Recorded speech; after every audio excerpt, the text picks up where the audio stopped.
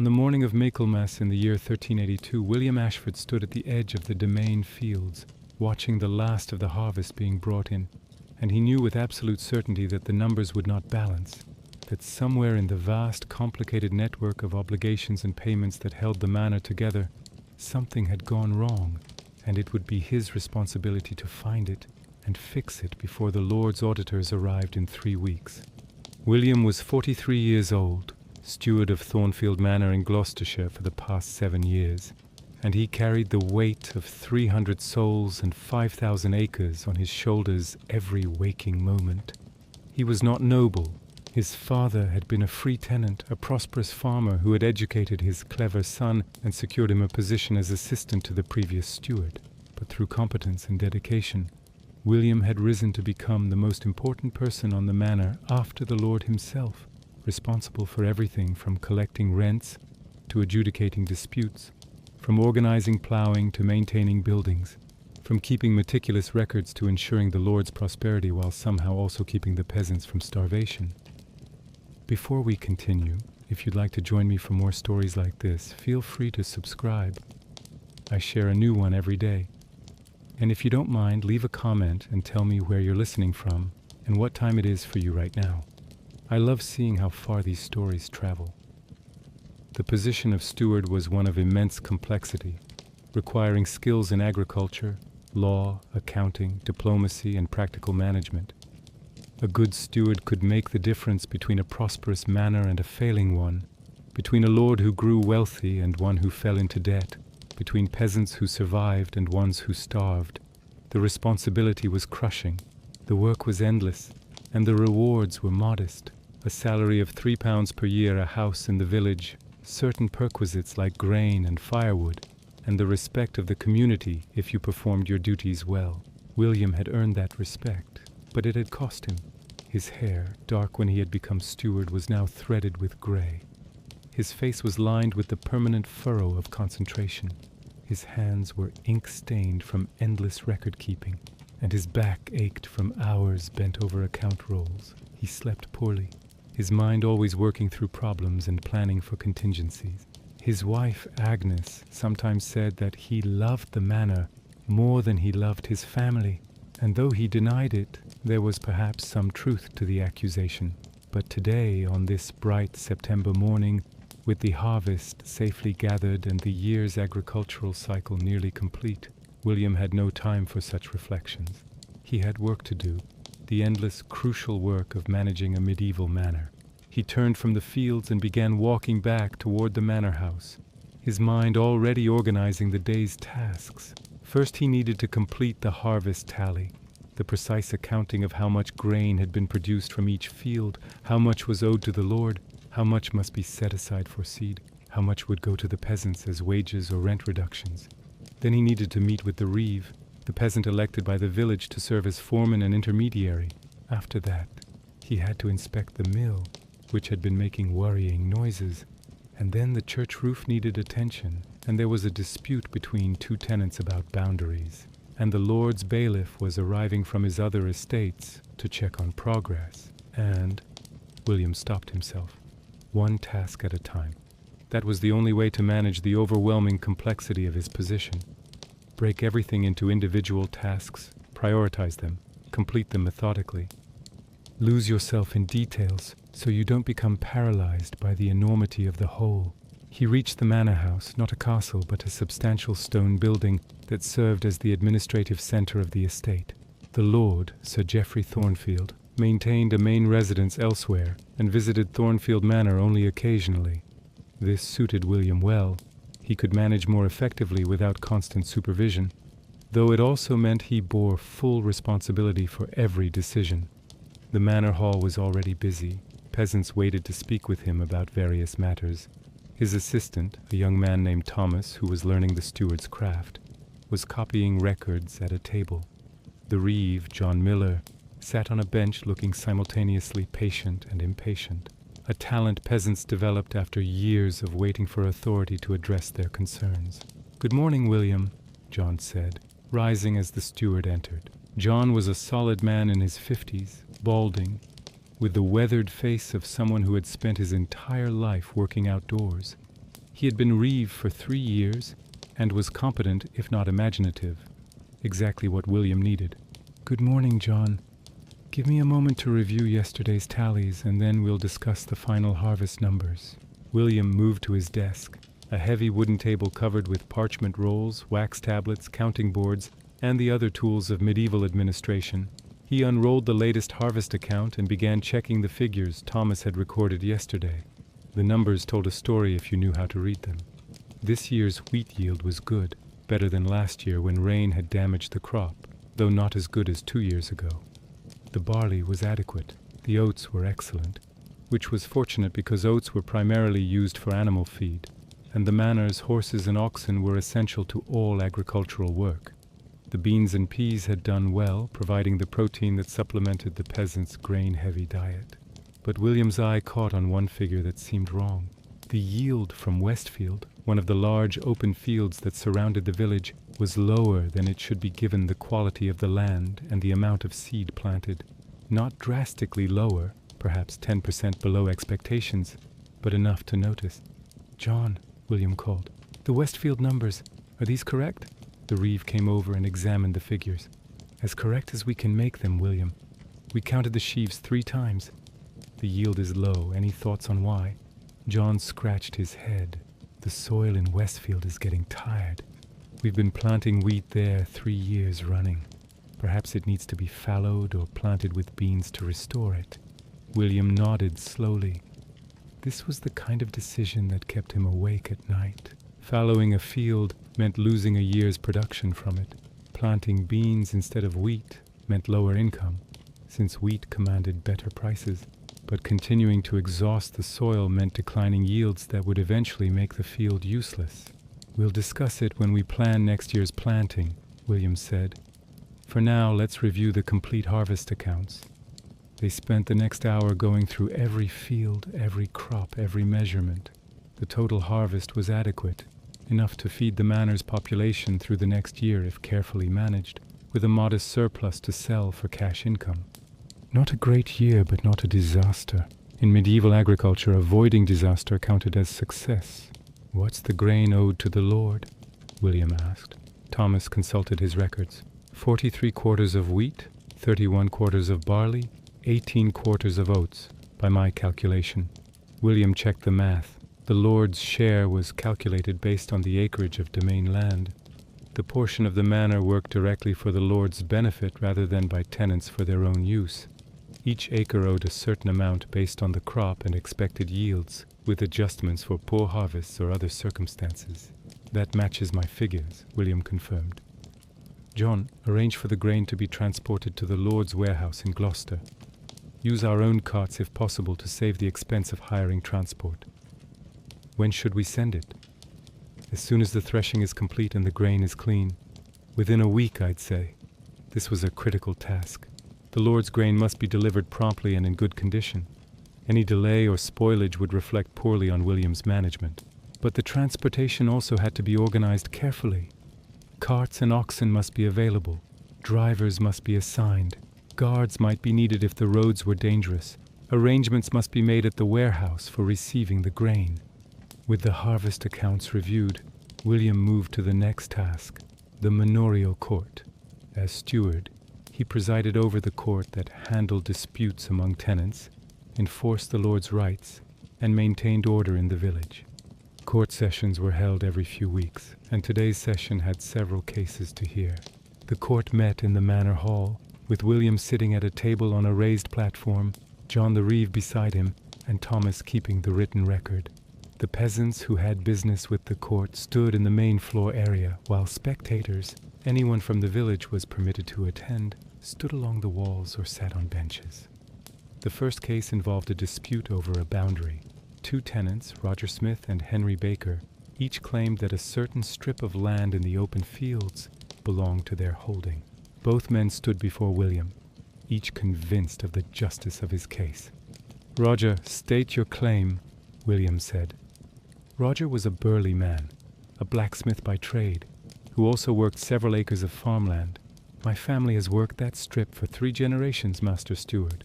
My grandfather plowed it, my father plowed it, I plow it now. It's part of my holding, clear as day. "Henry, your response?" Henry was older, thin, with the stooped posture of a man who had spent his life bent over farm work. "Begging your pardon, Master Steward, but Roger's wrong. That strip came to me through my wife when we married. Her father worked it before, and his father before that. I have witnesses who'll swear to it." William listened as both men presented their witnesses, neighbors who testified about who had worked the land, whose plow had turned its furrows, whose grain had grown in its soil. The testimony was contradictory, as it often was in such disputes. Memories were unreliable, and people's recollections tended to favor their friends and family. After hearing all the testimony, William consulted the manor records, the rolls that documented land holdings and obligations, but the records were incomplete. The strip in question was mentioned, but the descriptions were vague. A half-acre strip in Eastfield, lying between the lands of John Cooper and the Lord's domain. But which specific strip, when there were dozens that might fit that description? In the end, William had to make a judgment based on incomplete information. He questioned the oldest people in the village, trying to establish the history of the land. He examined the physical evidence, whose plow marks seemed more established, whose boundaries seemed more logical. And finally, he made his decision. "The land goes to Henry Baker," William announced. "The testimony of elder villagers supports his claim more strongly. Roger, I understand your frustration, but the evidence favors Henry. The court's judgment is final." Roger was clearly unhappy, but he accepted the judgment.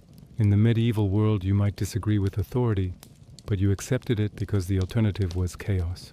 William made a note to watch Roger for signs of resentment that might cause future problems. The next case was simpler but more unpleasant. A peasant named Thomas Carpenter had failed to perform his required labor service on the Lord's domain. Every villain, the unfree peasants who formed the bulk of the manor's population, owed a certain number of days of labor per year to work the Lord's land. Thomas had not fulfilled his obligation. "Thomas Carpenter, you are summoned before this court for failing to perform 3 days of boon work during the harvest," William said formally. Thomas, a thin man with nervous eyes, stepped forward. "Master Steward, I was sick. My wife will testify. I had a fever, couldn't rise from bed." "You were sick for all 3 days?" 2 days sick, Master Steward, and the 3rd day still too weak to work. I can make up the days, work extra." William held up a hand. "John, did Thomas appear sick during the harvest?" The reeve nodded. "He did, William. I saw him myself looking poorly. His wife came to report he couldn't work." William considered. The law was clear. Labor service was owed regardless of circumstances. But the law also had to be administered with some mercy, or it would breed resentment and resistance. Thomas had a legitimate excuse, and forcing a sick man to work would accomplish nothing. "Thomas, you will make up the 3 days of labor service during the fall plowing," William decided. "Additional days beyond your normal obligation. If you fail to perform them, you will be fined 6 pence. Do you understand?" "Yes, Master Steward. Thank you, Master Steward. I'll work the days, I promise." The session continued through several more cases. A dispute over a pig that had damaged someone's garden, a fine for a peasant who had missed the required attendance at the Lord's mill to grind his grain, a complaint about the condition of a road that needed repair. Each case required William to balance legal requirements with practical realities, Lord's interests with peasants' needs, justice with mercy. By the time the court session ended, it was midday. William felt the familiar headache that came from hours of concentration and difficult decisions. But there was no time to rest. The afternoon held more tasks. After a quick meal of bread, cheese, and ale taken at his desk while reviewing records, William set out with John to inspect the manor's infrastructure. This was one of the steward's most important responsibilities, ensuring that the buildings, equipment, and land were properly maintained. They started with the mill, the large water-powered structure on the river that ground the manor's grain into flour. The mill was critical infrastructure. Every tenant was required to use it, paying a portion of their grain as fee, and that income was significant for the Lord. But mills were complex machines that required constant maintenance. The miller, a man named Richard who had held the position for 20 years, was waiting for them. "Master Steward, thank you for coming. The problem is the main shaft. It's developed a crack. You can see it here." Richard pointed to the large wooden axle that connected the water wheel to the grinding stones. Sure enough, a visible crack ran along the wood's grain. It wasn't critical yet, but if it worsened, the shaft could break completely, shutting down the mill until repairs were made. William examined the crack carefully. "How long until it fails?" Richard shrugged. "Could be a month, could be a year. Wood is unpredictable, but it will fail eventually, and when it does, we'll be without the mill until a new shaft can be made and installed." "Which would take how long?" "Finding suitable timber, having it shaped, installing it, 6 weeks at minimum, probably 2 months. 2 months without a working mill would be disastrous. The grain would have to be ground by hand using small mills, backbreaking labor that would infuriate the peasants and reduce the lord's income from mill fees. We need to replace the shaft before it fails," William decided. "Richard, you know what timber is needed. Identify suitable trees and mark them. John, organize a crew to cut and transport the timber once Richard has marked it, and find a carpenter capable of shaping the shaft. This is specialized work." "Mistress Joan," William said gently, "I'm sorry about Peter's leaving." She looked at him with a mixture of fear and anger. He said there was no future here, that the obligations were too heavy, that in the towns a man could be free and earn good wages. What was I to say to him? What was I to do? "I understand, but Peter's leaving creates a difficult situation. The cottage and land were his by virtue of his tenancy, and he's abandoned that tenancy. I must ask you to vacate the cottage." Tears welled in her eyes. "Where am I to go? How am I to feed my children? Do you have family in the village who can take you in?" "My brother, perhaps, but his cottage is small. He has his own family. There's barely room for them, let alone 4 more." William thought for a moment. "I'll speak to your brother. Perhaps we can help enlarge his cottage. Add a room. It won't be luxurious, but it would give you a place to live. And I'll see if there's work you can do. Spinning, perhaps, or helping in the manor house. Some way you can earn enough to feed your children." It wasn't much, but it was something. Joan wiped her eyes and nodded. "Thank you, Master Steward. You're kinder than you had to be." William didn't feel kind. He felt complicit in a system that could leave a woman and her children homeless because her husband had sought a better life. But what was the alternative? If villains could leave without consequence, the entire manorial system would collapse. Lords needed the labor of their villains to work their lands. The obligations weren't arbitrary. They were the foundation of agricultural production and social order. Or so William told himself. But increasingly he wondered if the old system was sustainable. Labor was scarce. Peasants were restless. They knew they had options now, knew that other lords might offer better terms, that towns would welcome workers. The pestilence had changed everything, even if the law pretended otherwise. The rest of the morning was occupied with organizing the autumn plowing. The fallow fields, those left unplanted this year to restore their fertility, needed to be plowed now so the soil would be broken and exposed to winter weather. This would help restore the soil and prepare it for planting next spring. Plowing was communal work, requiring the coordination of many people and animals.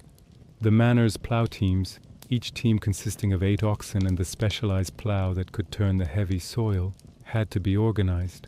Peasants who owed plowing service as part of their obligations had to be assigned. The fields had to be plowed in the correct sequence. It was a logistics challenge that required careful planning. William met with the plowmen and villains to organize the work. They would begin with the largest fallow field, working in teams, each team responsible for plowing a certain amount of land per day. The work would take several weeks, but it was essential. Proper preparation of the soil was critical for next year's harvest.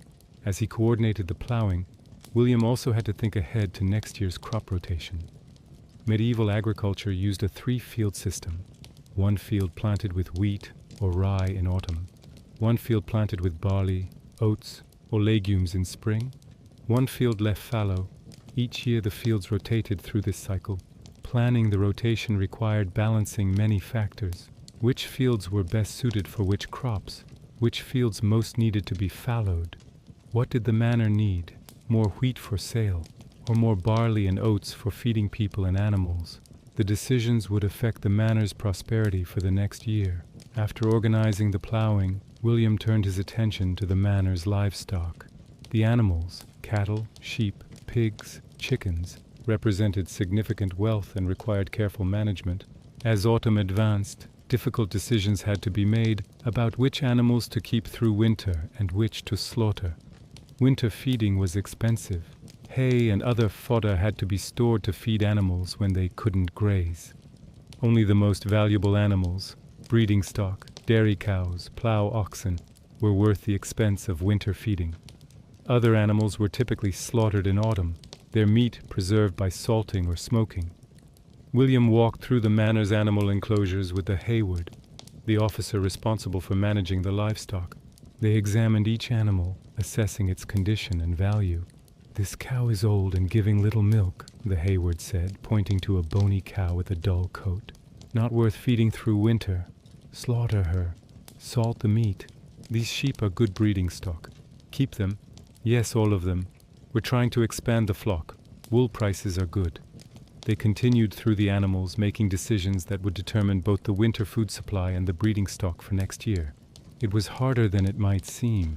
You couldn't simply kill all the old or unproductive animals, because some needed to be kept for breeding or other purposes. But you couldn't afford to feed animals that weren't earning their keep. The afternoon brought another problem. A report that some of the lord's timber was being stolen from the manor's woodland.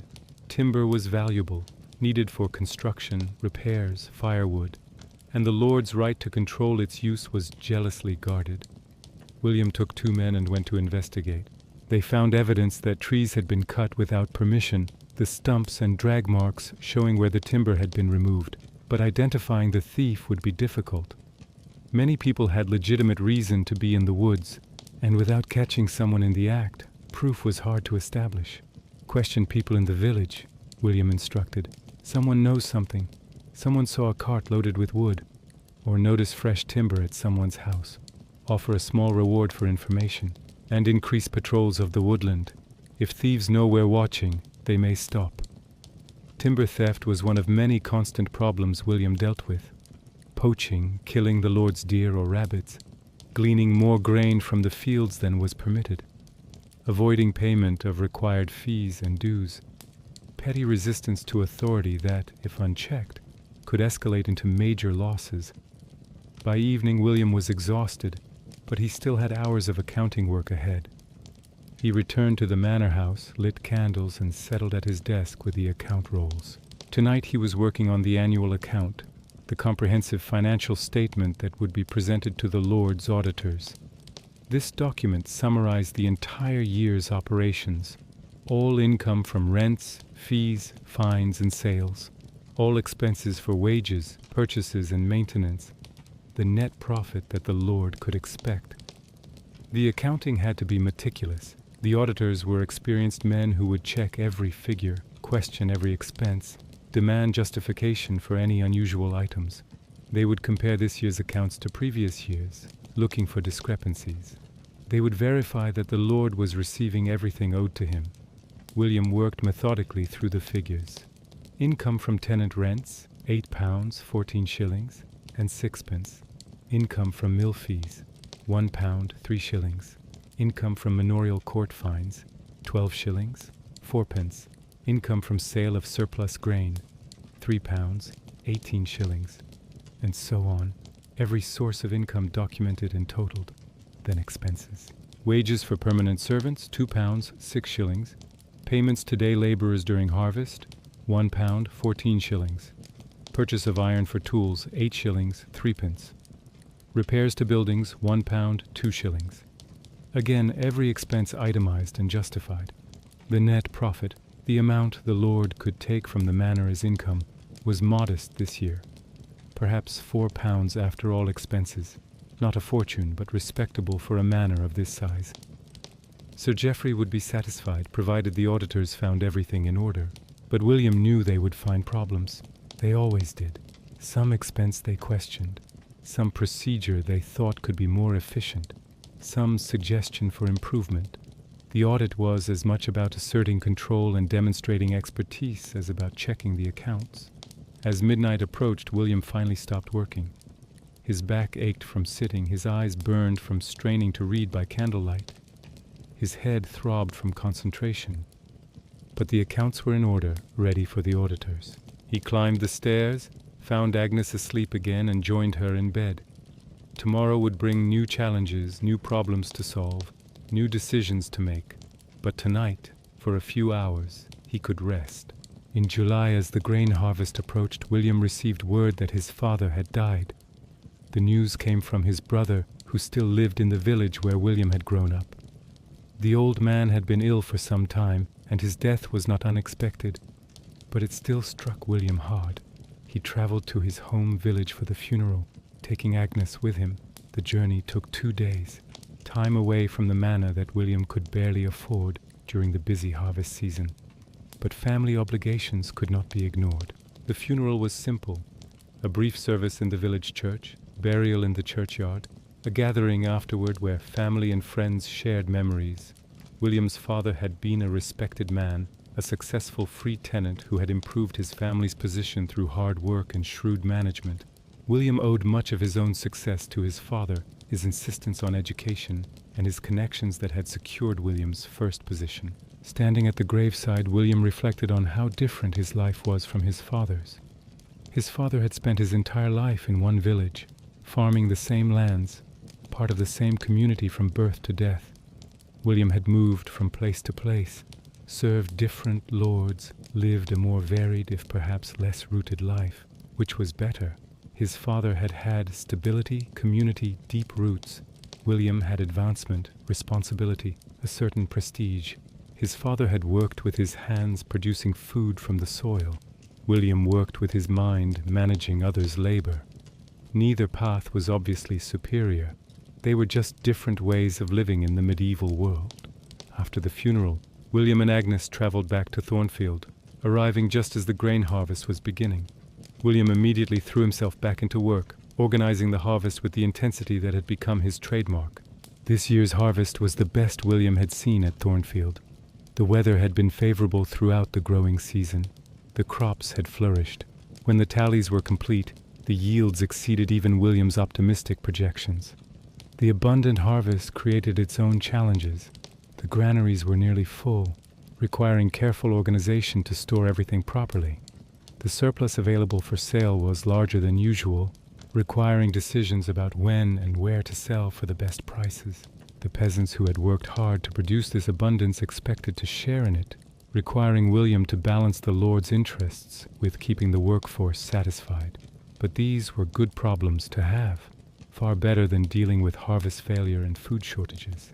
William managed them competently, ensuring the grain was properly stored, arranging for sale of the surplus at favorable prices, and allocating portions to the peasants in ways that maintained their goodwill while protecting the Lord's interests. In September, as the harvest was being completed, William finally received formal word from Sir Geoffrey. He was being offered the stewardship of Westbury Manor with a salary of £5 per year, nearly double what he earned at Thornfield, plus enhanced perquisites and benefits. He was to take up the position after Michaelmas, giving him a month to prepare for the transition. William accepted, though with mixed feelings.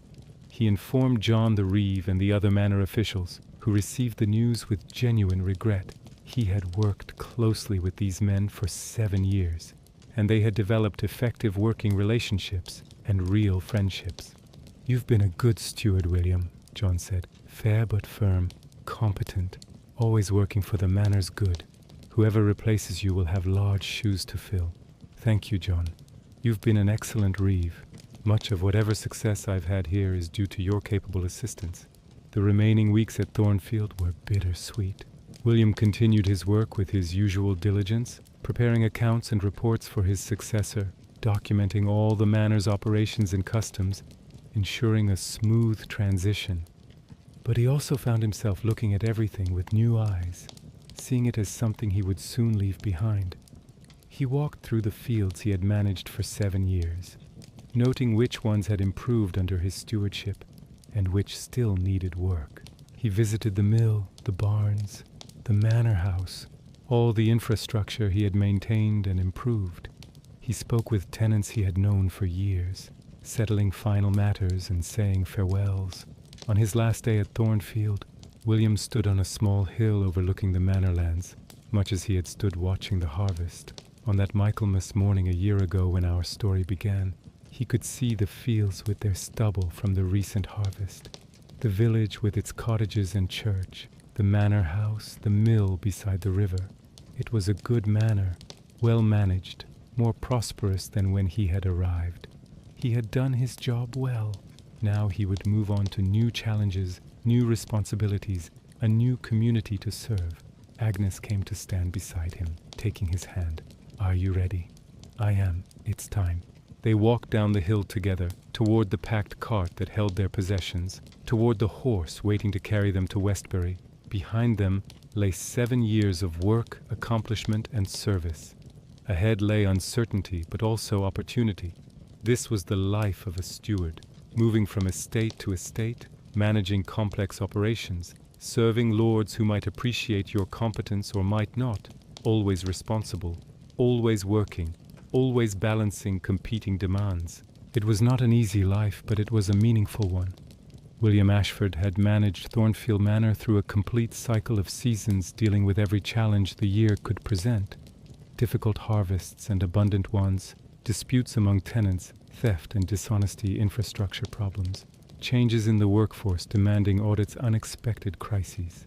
He had done it all while maintaining detailed records, enforcing the law fairly, protecting both the lord's interests and the peasants' welfare, and ensuring the manor prospered.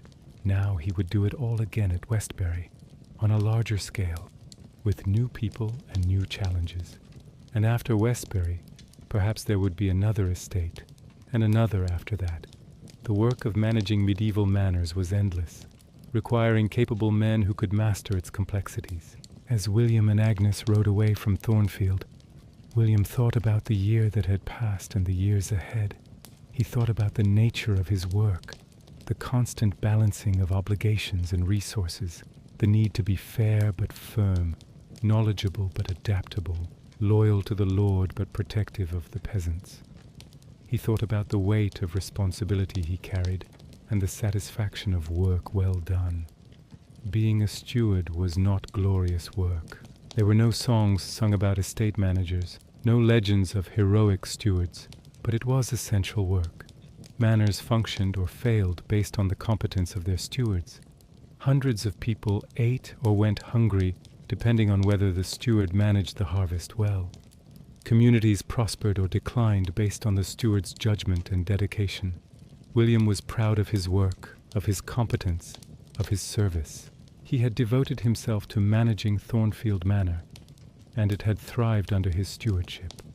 Now he would bring that same dedication to Westbury. The medieval world was a complex place, held together by countless relationships of obligation and service, managed through customs and laws that had evolved over centuries. The manor was the basic unit of this world, a small community of peasants working the land, overseen by a lord who owed service to greater lords above him, all the way up to the king. The weeks before the audit were consumed with preparation. William checked and rechecked every figure. He organized all supporting documents. He prepared explanations for anything unusual or questionable. He coached John the Reeve and other officials about what to expect from the auditors.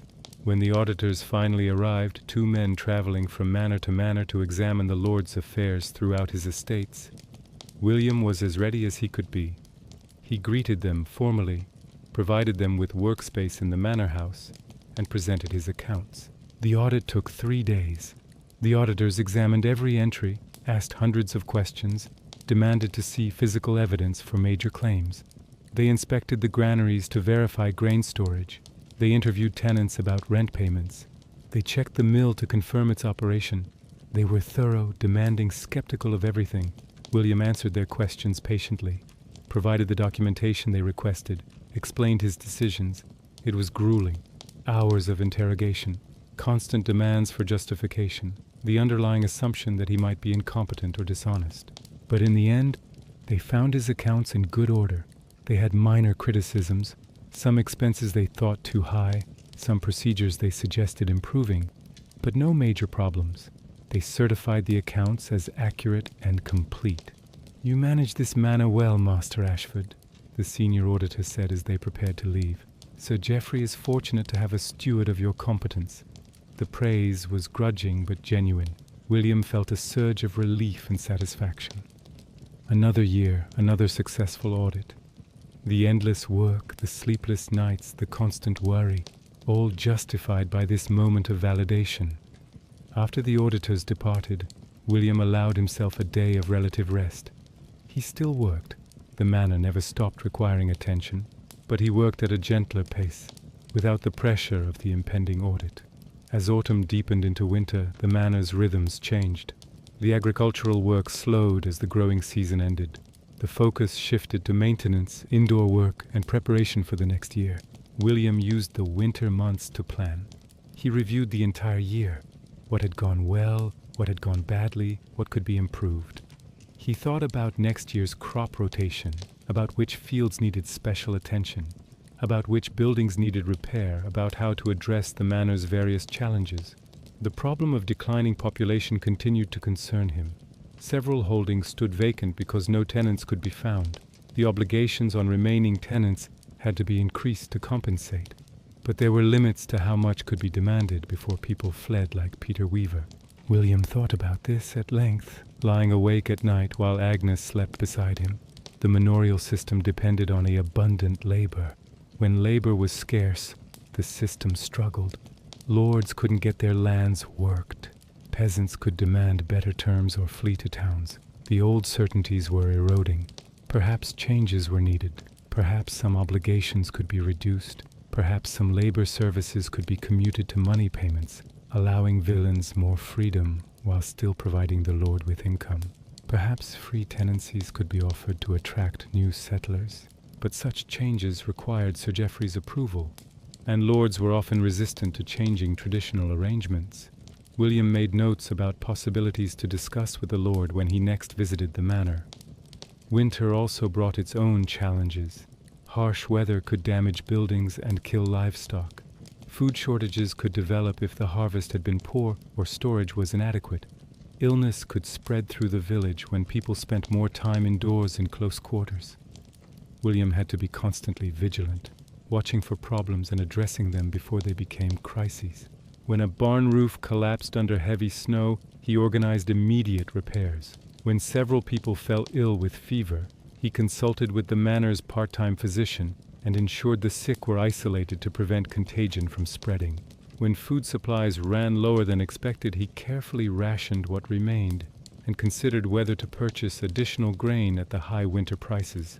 The manorial court continued to meet throughout winter, though less frequently than during the busy agricultural seasons. The cases that came before William in these months were often different from those of summer and autumn. Disputes over gleaning rights and boundary stones gave way to quarrels about firewood access, complaints about animals damaging stored hay, accusations of theft when food supplies grew tight. One case particularly troubled William.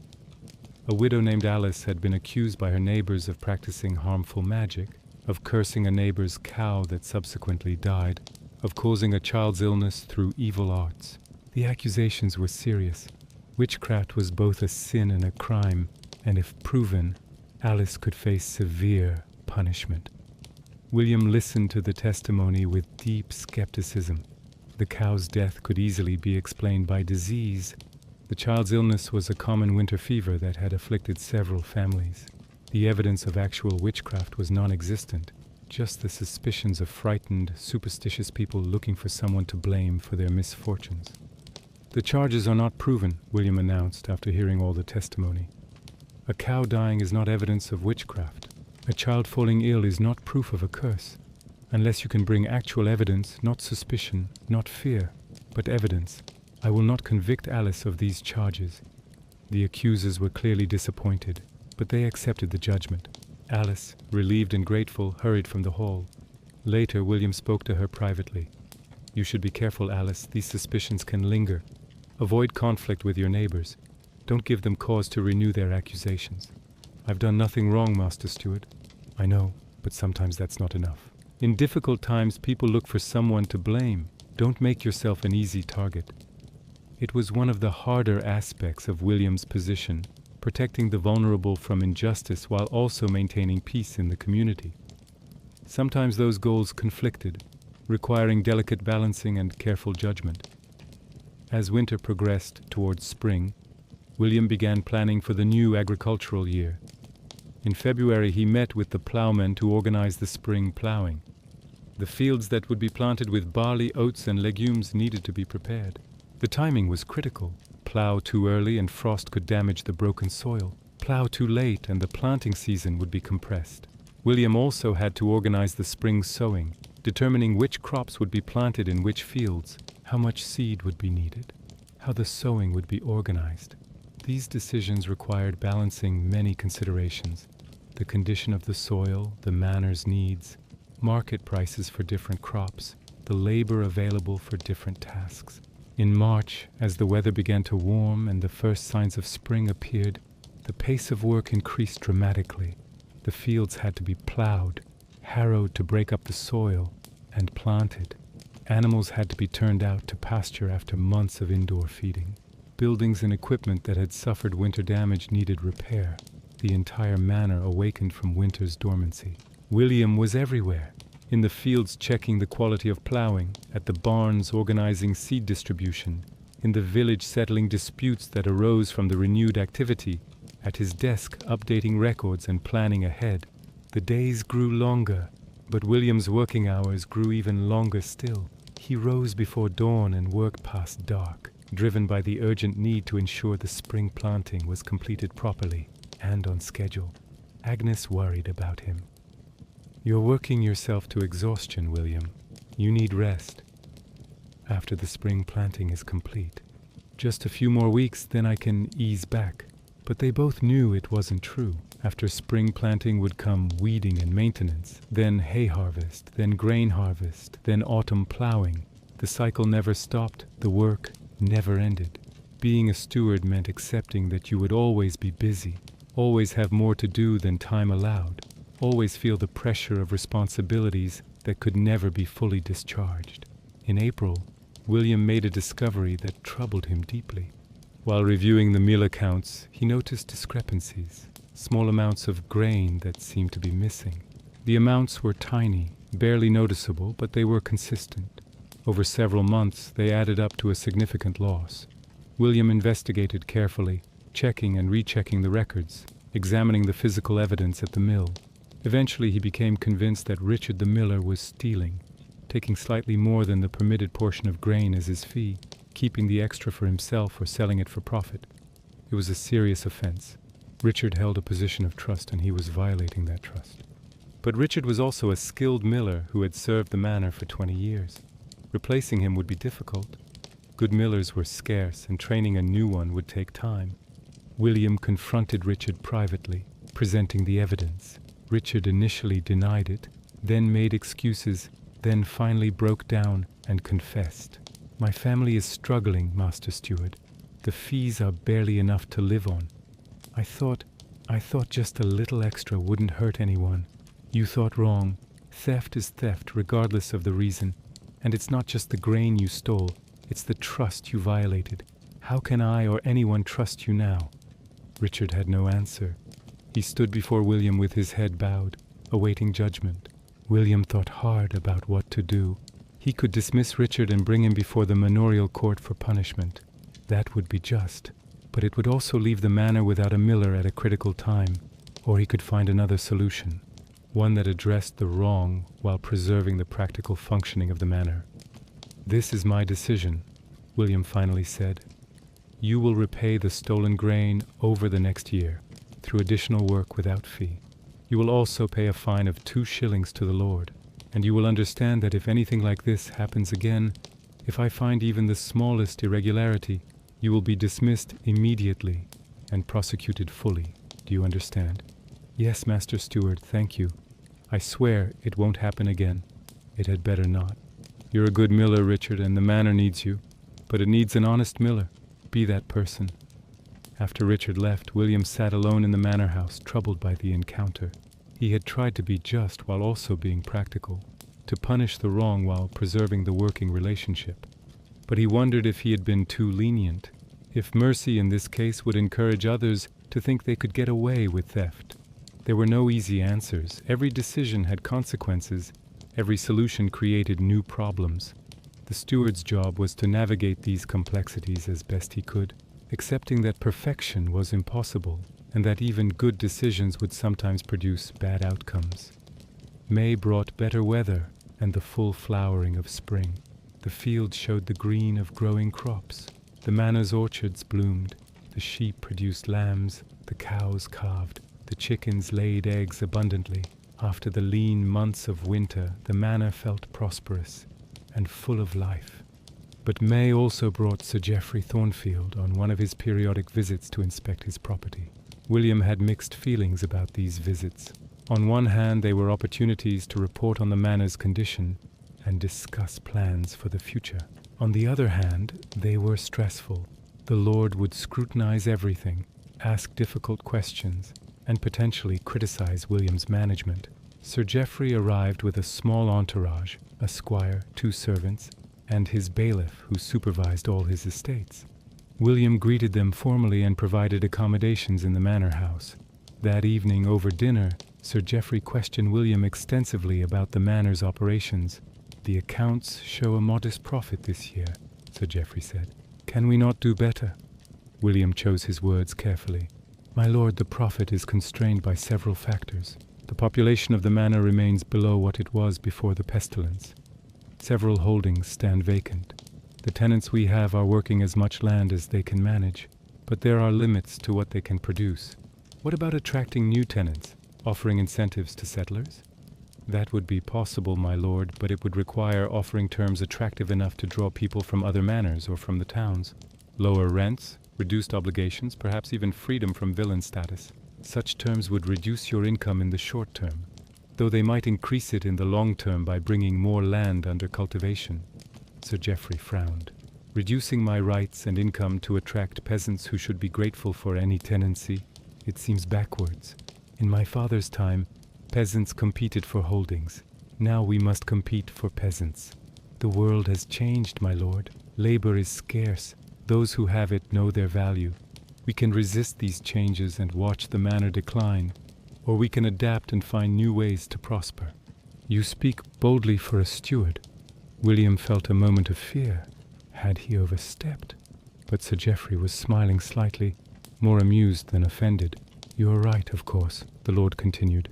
"The old ways are dying, whether we like it or not. Very well, draw up proposals for attracting new tenants. I'll review them. If they're reasonable, we'll try them."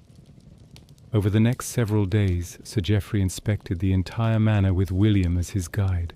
They toured the fields, examined the buildings, reviewed the livestock, visited the mill and other infrastructure. Sir Geoffrey asked penetrating questions about everything. Testing William's knowledge and judgment, William performed well under this scrutiny. He could explain every decision he had made, justify every expense, demonstrate his command of every aspect of the manor's operations. Sir Geoffrey's bailiff, a man named Robert who was famously difficult to impress, grudgingly acknowledged that Thornfield Manor was well managed. Before departing, Sir Geoffrey spoke with William privately. "You've done well here, William. This manor is more prosperous than several of my other estates that are larger and should be more productive. That reflects your competence and dedication." "Thank you, my lord. I try to serve your interests faithfully." "I know you do, which is why I want to discuss something with you. My estate at Westbury is struggling. The steward there is elderly and no longer able to manage effectively. I'm considering moving you there. It's a larger estate, more prestigious, with a higher salary. What would you think of such a move?" William was stunned. Westbury was indeed a much larger and more important estate. Managing it would be a significant advancement, but it would also mean leaving Thornfield, the place he had served for 7 years, the community he had become part of. "My lord, I'm honored by your confidence. May I have time to consider, to discuss it with my wife?" "Of course. No decision need be made immediately. Think about it. We can discuss it further when I've had time to consider all my options." After Sir Geoffrey left, William was troubled and conflicted. The opportunity at Westbury was genuine advancement, More money, more prestige, greater responsibilities. It was the kind of opportunity that rarely came to someone of his background, but he had roots in Thornfield. He knew every field, every tenant, every quirk of the manor's operations. He had relationships built over years. He had earned respect and trust. Starting over somewhere new with unfamiliar people and conditions would be challenging. He discussed it with Agnes that night. She listened thoughtfully as he explained the opportunity and his reservations. "What do you want to do?" she asked. "I don't know. Part of me wants the challenge, the advancement. Part of me wants to stay here where I know what I'm doing. You would know what you're doing at Westbury too, William. You're a skilled steward. Those skills would transfer. And think of what it would mean for our children. More money, connections to a more important estate, opportunities they wouldn't have here." She was right, of course. His children, 2 sons and a daughter, would benefit from his advancement. And yet, "Let me think about it," William said. "There's time to decide." But even as he said it, he knew what his decision would probably be. The opportunity was too significant to decline. He would move to Westbury when Sir Geoffrey made the formal offer. He would leave Thornfield despite the sadness of departure, because advancement was rare and you took it when it came, regardless of personal attachments. The summer proceeded with its usual demands. The hay harvest in June required organizing the cutting, drying and storage of fodder for winter. The maintenance work continued. Repairs, improvements, all the ongoing tasks that kept a manor functioning. The grain began ripening in the fields, promising another adequate harvest if the weather cooperated. William worked through these months with part of his mind always on the possible move to Westbury. He hadn't received a formal offer yet, but he prepared himself mentally for the transition. He thought about what he would need to learn about the new estate, how he would establish his authority there, what challenges might await. "There's Watt Carpenter in the next village," John suggested. "He did the repairs to the church roof last year. Good workman. Hire him. Get the work done before winter if possible. I don't want to attempt this in freezing weather." They moved on to inspect the barns where the harvested grain was stored. These were substantial buildings, critical for protecting the harvest from rain, rats, and thieves. William checked each barn carefully, looking for roof leaks, signs of rodent infestation, weaknesses in the walls or doors. In one barn he found evidence of rats, droppings, and gnawed grain sacks. "John, we need a cat in this barn, and we need to set traps. Rat damage to stored grain is money directly from the Lord's purse. I'll see to it, William." The manor church needed attention too. The roof that Watt Carpenter had repaired was holding, but the church walls needed repointing. The mortar between stones was crumbling in places. This was technically the responsibility of the parish, not the Lord, but the church stood on manor land, and its condition reflected on the estate. William made notes on a wax tablet as he inspected, all the things that needed repair, replacement, or attention. The list grew longer with each inspection. A fence that needed mending, a bridge with loose planking, a barn door with a broken hinge, the manor house roof with missing tiles. Always something needing work, always expenses to be managed, always decisions about priorities. As afternoon turned toward evening, William returned to the manor house to work on the accounts. This was the work he did every evening, updating the complex records that documented every aspect of the manor's operations. Medieval accounting was intricate. William maintained several different types of records. The account rolls documented all income and expenses in detail, every penny that came in or went out, every bushel of grain harvested or sold, every day of labor performed or owed. The costumal recorded the customs and obligations of the manor, which tenants owed what services, what fees were charged for various activities, what rules governed the use of common resources. The court rolls documented the proceedings of the manorial court. The survey described the physical layout of the manor, the fields, buildings, boundaries. William worked by candlelight, his quill scratching across parchment, forming the careful letters and numbers that would tell the story of the manor's year. He recorded the day's court proceedings. He updated the harvest accounts with final figures. He noted the mill repair as a pending expense. He calculated the Lord's income from various sources and checked it against expenses. The math was complex, Medieval accounting didn't use Arabic numerals. Those were still exotic, known only to scholars. Instead, William calculated using Roman numerals and counting boards, moving counters on lined boards to add and subtract. For complex calculations, he sometimes used his fingers, a method of finger reckoning that could represent numbers and perform basic arithmetic. As he worked, Agnes brought him supper, a bowl of pottage, some bread, a cup of ale. She set it beside him and kissed the top of his head. "You work too hard, husband. The auditors come in 3 weeks. The accounts must be perfect. The accounts are always perfect, you see to that. But you also need rest." William smiled tiredly. "Soon, after the auditors have reviewed everything and found it in order, I'll rest."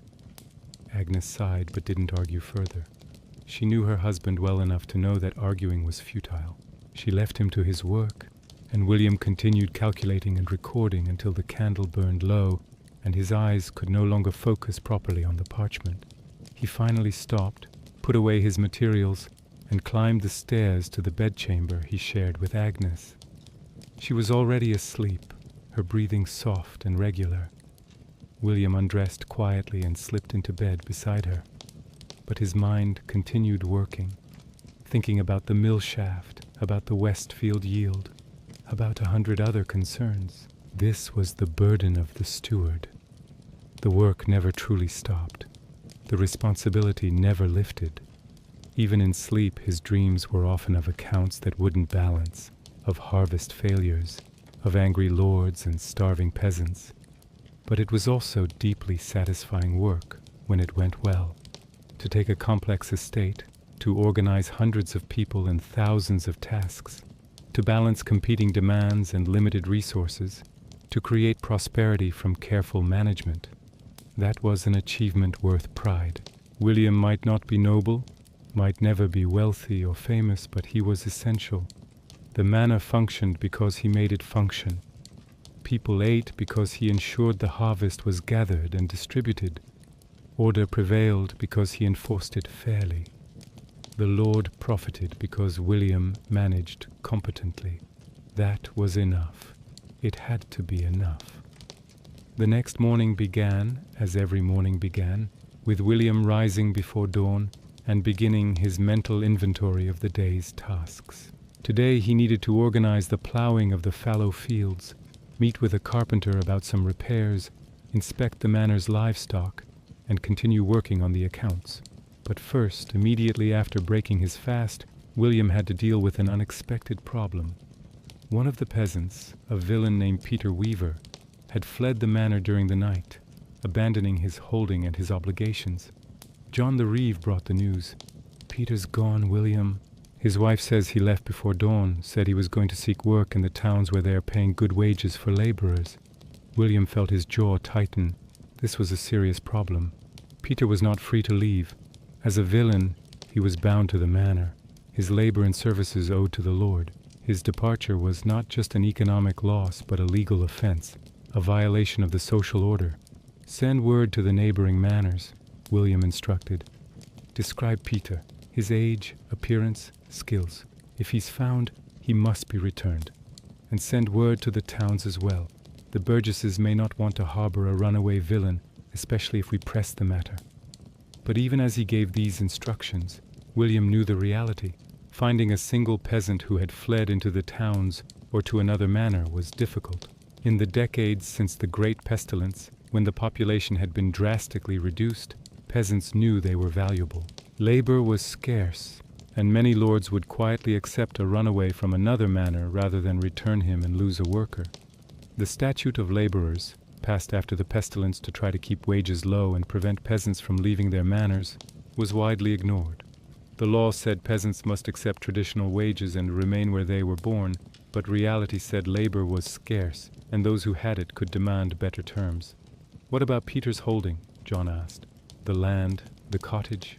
"The land reverts to the Lord until a new tenant can be found. The cottage as well. Inventory everything. If Peter left possessions, they're forfeit. We'll use them to offset his unpaid obligations." His wife and children. This was the hardest part.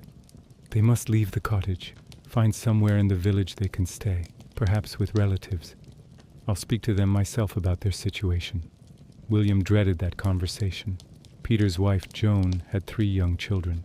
Turning them out of their home seemed cruel, but the cottage and land were part of Peter's tenancy, and without Peter to work the land and perform the services, the tenancy was void.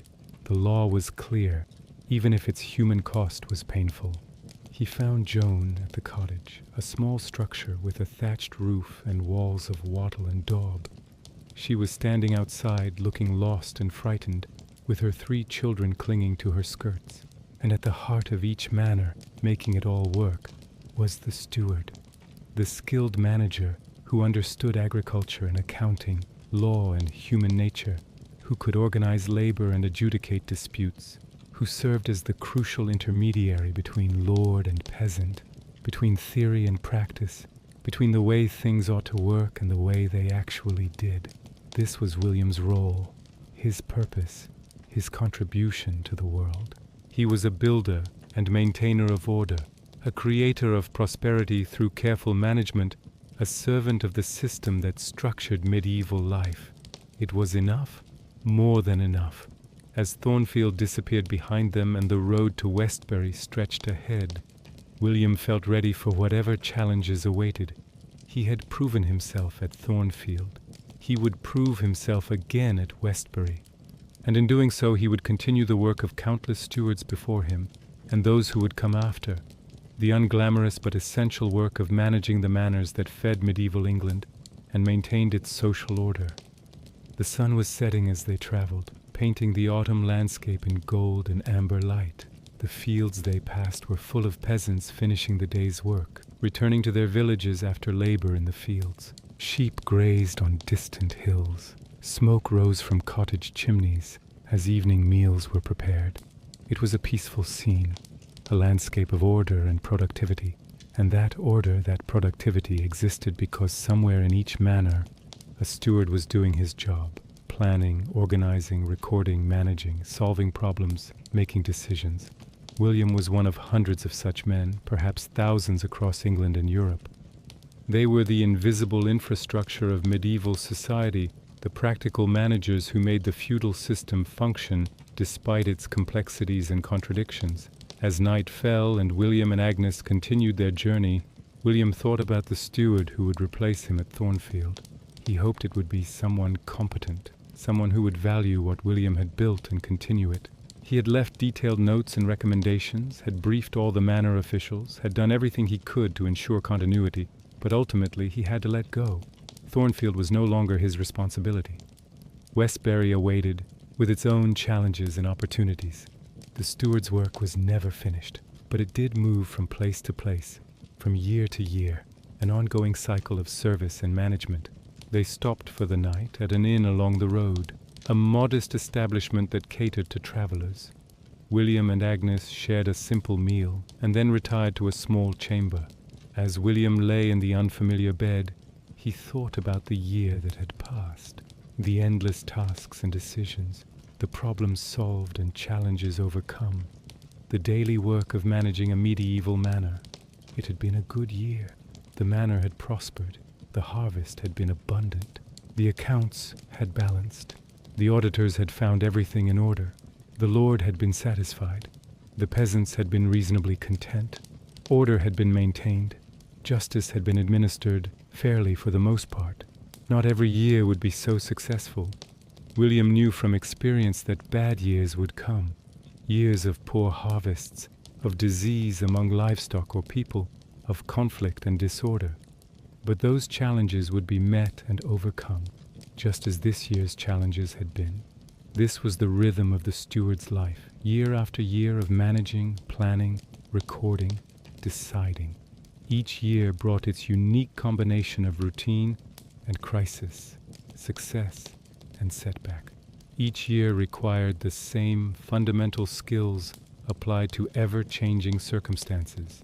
William had mastered those skills through years of training and experience. He had learned to read the land, to understand agricultural cycles, to manage people, to keep complex accounts, to navigate the intricate web of feudal law and custom. He had become an expert in the steward's craft, and that expertise was valuable. As sleep finally came, William's last thoughts were of the work awaiting him at Westbury. A new manor to learn, new people to work with, new systems to understand and improve. It would be challenging, even daunting, but it was what he did, who he was. He was William Ashford, steward, manager of medieval manors, keeper of accounts, and maintainer of order, and he was very good at his job. The next morning they resumed their journey, reaching Westbury by late afternoon. The manor was indeed larger than Thornfield. The village was bigger, the fields more extensive, the manor house more impressive. William felt a mixture of excitement and apprehension as he surveyed his new domain. The elderly steward he was replacing, a man named Edmund, who had held the position for 30 years, greeted them warmly. Over the next several days, Edmund showed William around the estate, explaining its operations, introducing him to the key people, sharing the accumulated knowledge of decades. William listened and learned, asking questions, taking notes, beginning to form his understanding of this new manor and how to manage it effectively. It was like learning a new language, the same basic grammar as Thornfield, but with different vocabulary, different idioms, different nuances. There was the Reeve, a capable man named Robert who had served for 15 years and knew every aspect of the manor's operations. There was the Hayward who managed the livestock, the Woodward who oversaw the forests, the Beadle who served as Edmund's assistant and messenger. There were the tenant farmers, dozens of them, each with their own holdings and obligations. There were the mills, 2 of them, unlike Thornfield's single mill, and the fish ponds and the orchards and all the infrastructure of a large estate. William absorbed it all, his mind working to organize and integrate the information. He would need months to truly master all the details, but he could begin to see the shape of it, to understand how this manor functioned and where his management would need to focus. After a week, Edmund departed for retirement in a cottage provided by the grateful Lord, and William officially became steward of Westbury Manor. He stood in the manor hall, looking at the account rolls and records that were now his responsibility, feeling the weight of it settle onto his shoulders. It was a familiar weight.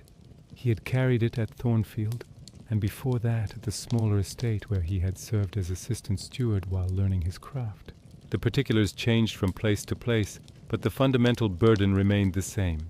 The responsibility for making everything work, for maintaining order and prosperity, for serving the Lord while protecting the peasants, for managing the complex machinery of a medieval manor.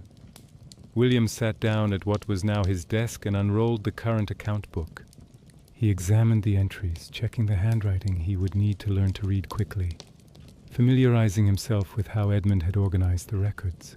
Then he took up a quill, dipped it in ink, and began to write his first entry as steward of Westbury Manor. The words were practical, mundane, a note about his arrival, the date, a few observations about the estate's current condition. But they were also significant, the beginning of his stewardship, the first marks of his authority and responsibility. From this moment forward, everything that happened at Westbury Manor would be, in some degree, his doing. The successes would be his successes, the failures would be his failures. It was daunting, but William had never shied from responsibility. He had built his career on accepting difficult challenges and meeting them competently. Westbury would be no different. As evening approached on his first full day as steward, William walked the estate boundaries, a tradition he had developed at Thornfield and now repeated at Westbury. He needed to see the full extent of what he managed, to physically traverse the land that was now his responsibility. The sun was setting as he completed his circuit, returning to the manor house where Agnes had been settling into their new, larger house. She had dinner waiting, a simple meal but served in what would now be their home. "How was your first day?" she asked. "Overwhelming. There's so much to learn, but I'll master it. I always do." "You will," Agnes agreed. "You're a skilled steward, William. That skill doesn't change just because the manor has changed." She was right. The principles remained constant even as the particulars varied. Good management was good management, whether applied to Thornfield or Westbury or any other estate. William had learned those principles, had refined them through years of practice, had proven their effectiveness. Now he would apply them again in this new place, with these new people, on this larger scale, and he would succeed, just as he had succeeded before. As William and Agnes finished their meal and prepared for bed, William thought one final time about the steward's year, the full cycle of agricultural seasons, the endless round of tasks and decisions, the constant balancing of competing demands. He had lived through that cycle at Thornfield, managing every aspect of the manor's operations, maintaining order and prosperity through his competence and dedication. Now that cycle would begin again at Westbury. Autumn would give way to winter, winter to spring, spring to summer, summer back to autumn. The fields would be plowed and planted and harvested. Accounts would be kept. Disputes would be settled. Infrastructure would be maintained. The manor would function because William made it function. This was his life, his work, his contribution. He was a steward, a manager of medieval manors, a keeper of order in a complex and often difficult world, and he was very, very good at it. Very, as sleep claimed him on his first night at Westbury Manor. William's mind was already working, planning, organizing. Tomorrow would bring new challenges. He would meet them. The work would continue. The steward's year would unfold in its familiar patterns, applied to this new place, and William Ashford would do what he did best, manage competently and carefully, dedicating himself to the endless work of maintaining a medieval manor in all its complexity. The cycle continued. The work never stopped, and the steward, faithful servant of the system, carried on.